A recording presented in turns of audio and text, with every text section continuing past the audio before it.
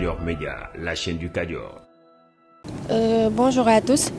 Je suis Amy Sougou, étudiante en 5e année de médecine à l'université de Bombay et je suis la coordonnatrice nationale de cette belle association qui est Précieux Care. Oui, pour la marche qu'on a organisée aujourd'hui, c'est vrai que c'est la première édition et c'est la première fois qu'on organise une activité de ce genre ici à Thiès, même au niveau du Sénégal.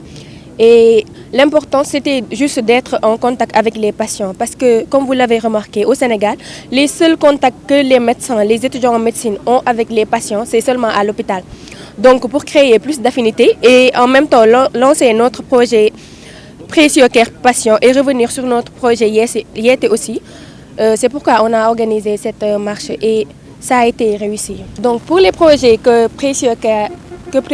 a, ça peut constituer une encyclopédie parce qu'en fait, Précieux Care est constitué de beaucoup de projets. Il y a le projet Yété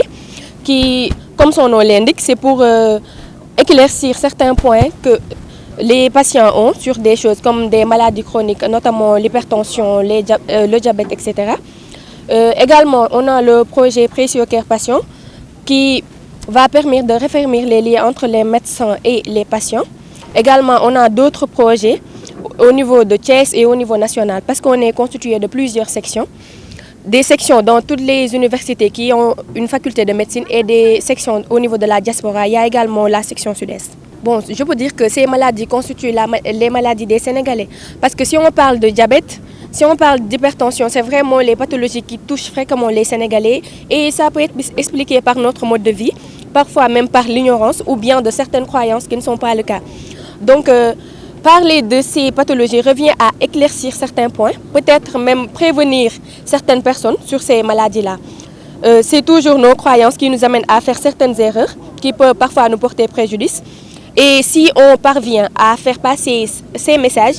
à faire savoir aux populations que certaines croyances qu'on a de ces pathologies n'est pas toujours le cas, c'est vraiment une très bonne chose pour lutter contre ces maladies-là.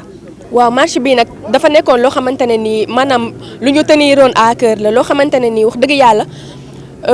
bëgg